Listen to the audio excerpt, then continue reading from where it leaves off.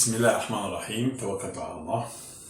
Aujourd'hui, dans cette vidéo, on va étudier l'un des grands théorèmes qu'on trouve au baccalauréat scientifique. Ce théorème, c'est le théorème des valeurs intermédiaires. Ce théorème a pour objectif de la démonstration de l'existence des solutions d'une équation de forme f de x est égal à un nombre. Le théorème c'est le suivant.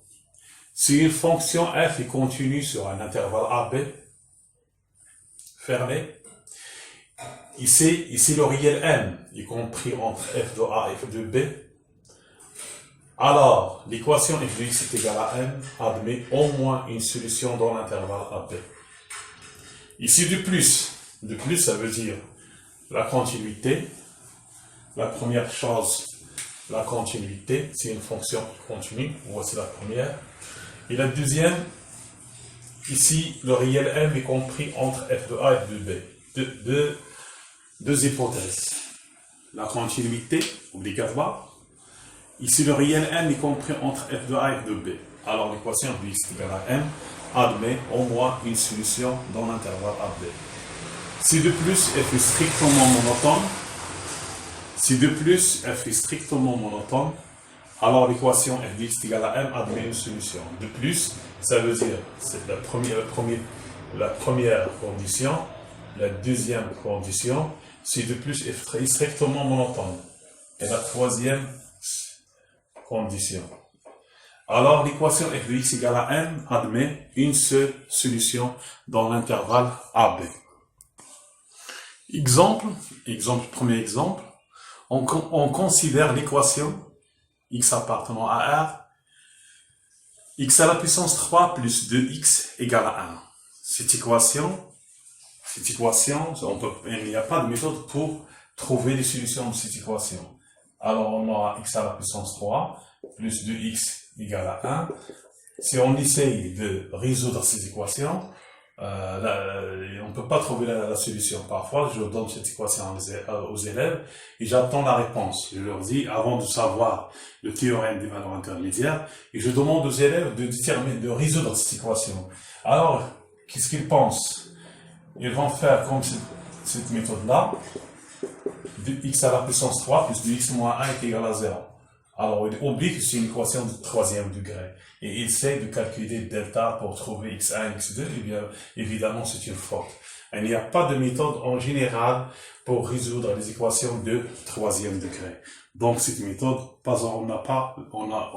il n'y a pas de méthode pour résoudre cette équation. Sauf si on connaît une solution. Mais là, on ne connaît pas de solution.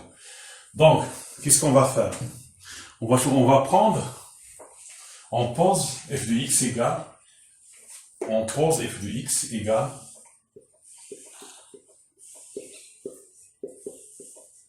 x à la puissance 3 plus 2x.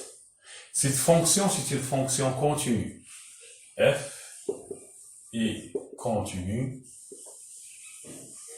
sur, je vais choisir un intervalle que je peux mettre ici aussi dans la question, montrer que la solution, il admet une solution dans l'intervalle x appartient à 0,1. Dans l'intervalle 0,1.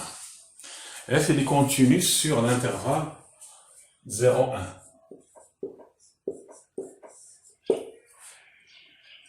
F de 0, il est égal à 0. Et f de 1 est égal à 3. On pose m est égal à 1. M est égal à 1. On a 1, il est compris entre f de 0 et f de 1. Donc la première condition, il est vérifié. La première condition du théorème, il est vérifié. La continuité. Et la deuxième condition aussi, il est vérifié. Donc d'après la première condition et la deuxième condition. Donc, d'après le théorème des valeurs intermédiaires, l'équation f de x égale à 1, f de x égale à 1, est égal à n, est égal à 1, admet une solution. Admet au moins une solution. Elle admet au moins une solution. Donc, c'est ça le théorème. Maintenant, on a appliqué le théorème des valeurs intermédiaires. Dans cet exemple, on a f de x égale à x à la puissance 3 plus 2x. Si on calcule cette fonction, elle est dérivable. Il admet une dérivée. La dérivée de cette fonction, c'est 3x carré plus 2. On remarque que la dérivée est positive. Donc, f est strictement monotone. Donc, voici la troisième condition. Voici la troisième condition. Il est strictement croissante. Donc, l'équation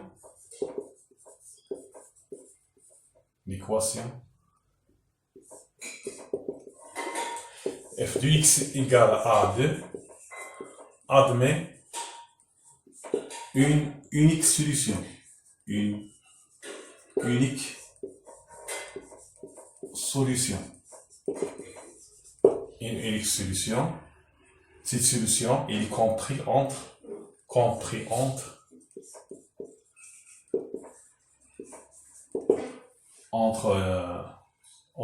0 et 1. Il est compris entre 0 et 1. Donc, il existe un C appartenant à 0, 1, tel que f de C égale à 2. On ne connaît pas cette valeur. On ne connaît pas la valeur de C. C, on connaît uniquement que C est compris entre 0 et 1. Voici une conséquence du théorème des valeurs intermédiaires. Comme corollaire, si f est continu sur un intervalle AB, fermé.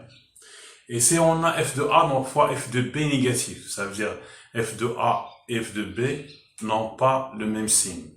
Soit f de A est négatif ou f de B positif, ou bien le contraire. Si on a ces deux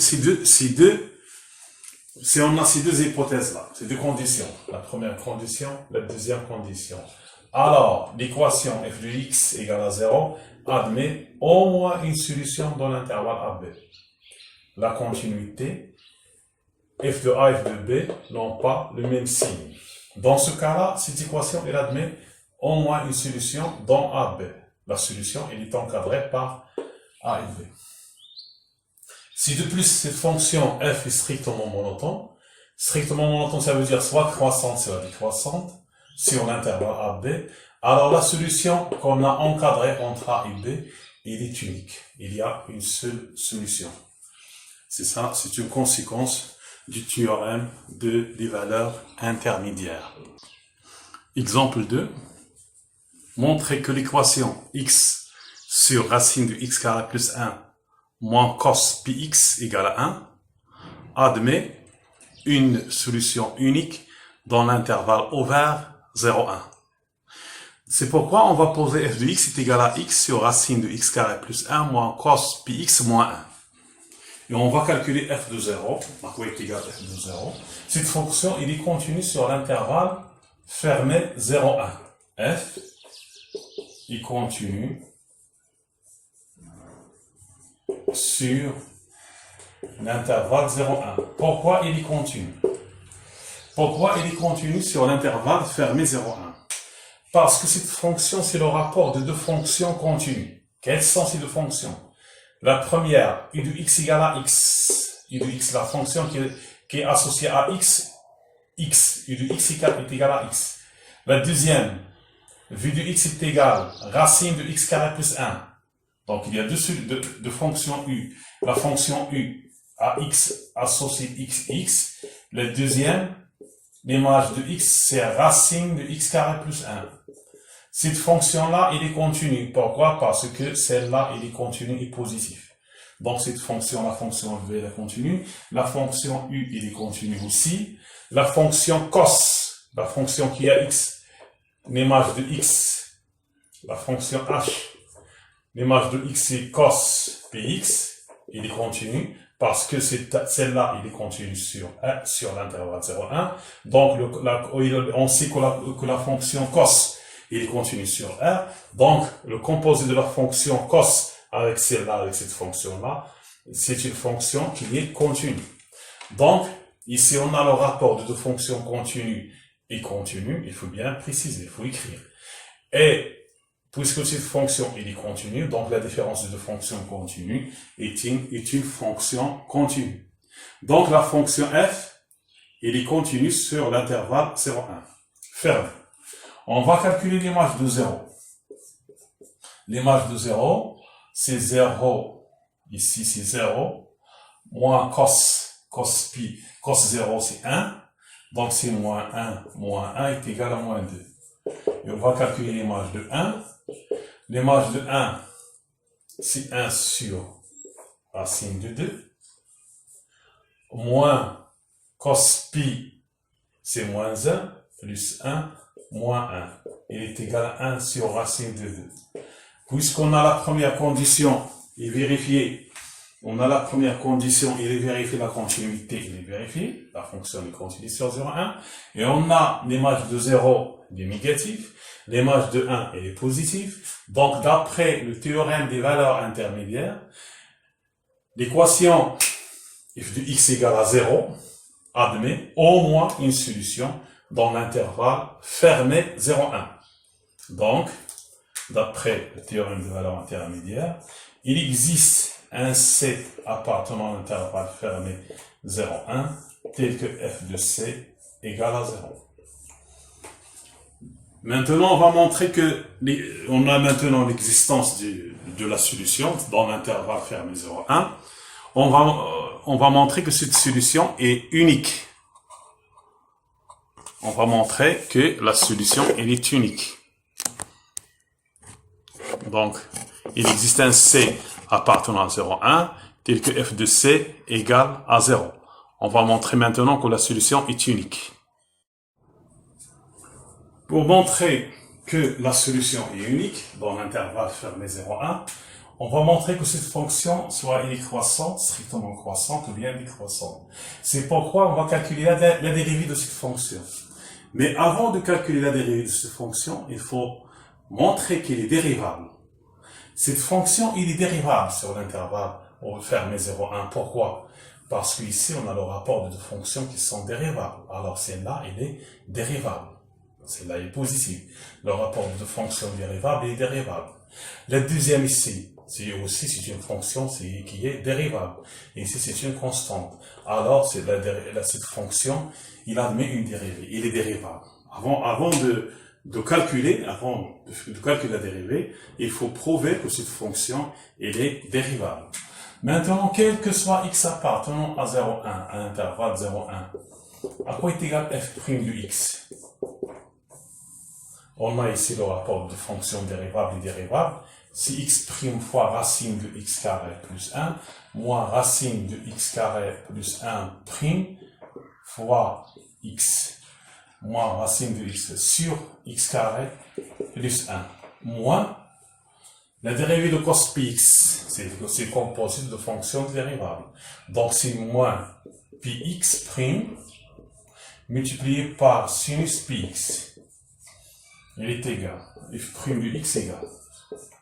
Donc ici c'est x', donc ça racine de x carré plus 1, moins la dérivée ici c'est 2x sur 2 racine de x carré plus 1, multiplié par x, ça fait x au carré ici, sur x carré plus 1, moins pi cos. La dérivée ici il y a un moins, la dérivée de cos c'est moins, et donc on aura ici un plus.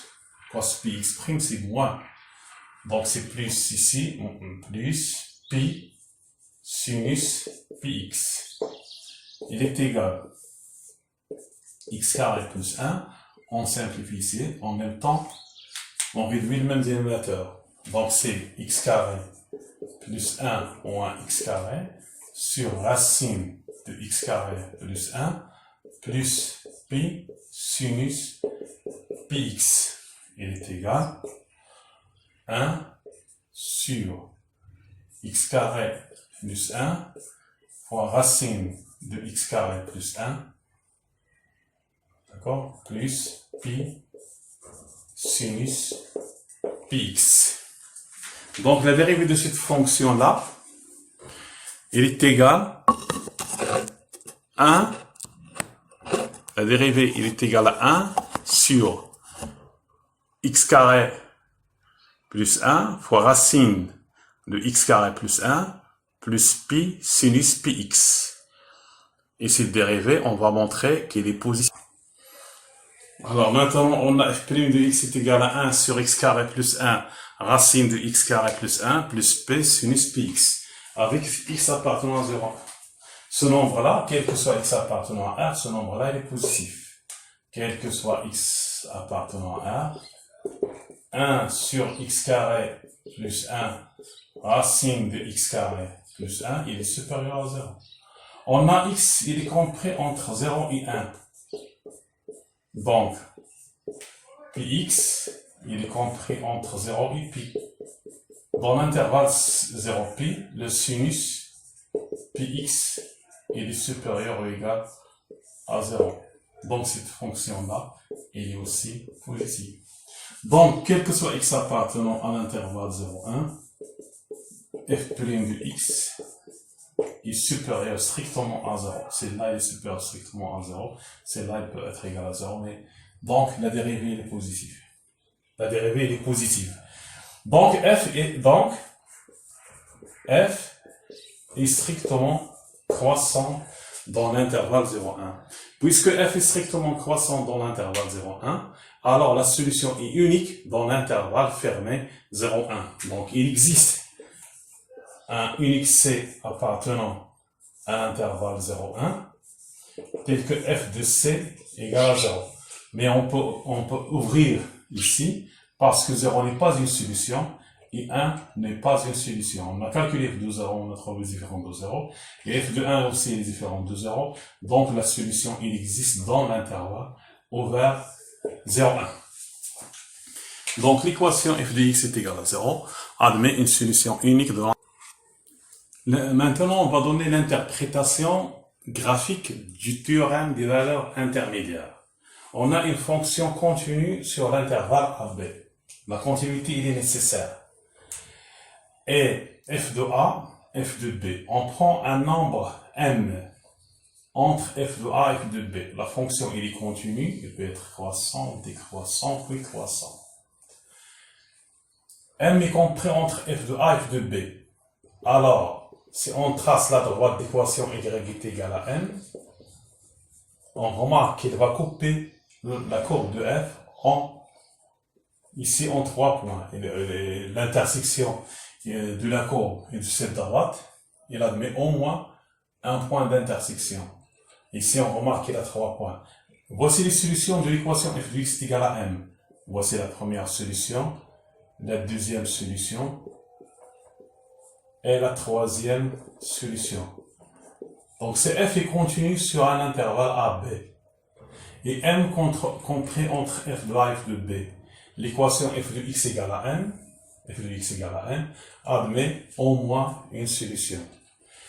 C'est ça l'interprétation graphique du théorème des valeurs intermédiaires. Et la continuité, il est nécessaire. C'est pas, si par exemple, si f n'est pas continu, on peut avoir comme ça, dans cette situation-là, si n'est pas continu, par exemple, cette fonction n'est pas continue,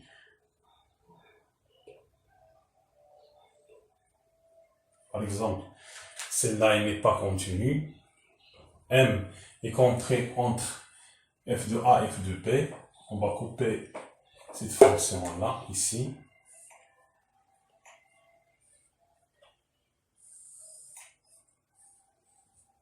Cette fonction n'est pas continue. Elle peut être continue ici. Il n'est pas continu sur l'intervalle AB. Donc, on remarque ici que l'équation f de x égale à m, elle n'admet pas de solution. Pourquoi? Parce qu'il n'y a pas la continuité. La continuité elle est obligatoire dans les conditions du théorème des valeurs intermédiaires. s'il n'est pas continu, on peut avoir des fonctions qui n'admettent pas de solution. f de x est égal à m et n'admettent pas de solution.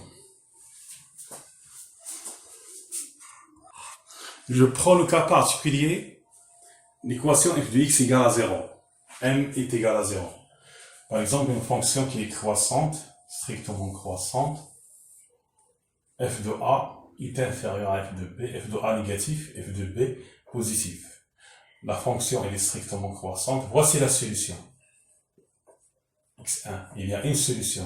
L'équation f de x égale à 0, il admet une solution. Et cette solution, c'est l'abscisse du point d'intersection de la courbe avec l'axe des abscisses. C'est ça l'interprétation graphique de l'équation f de x égale à 0.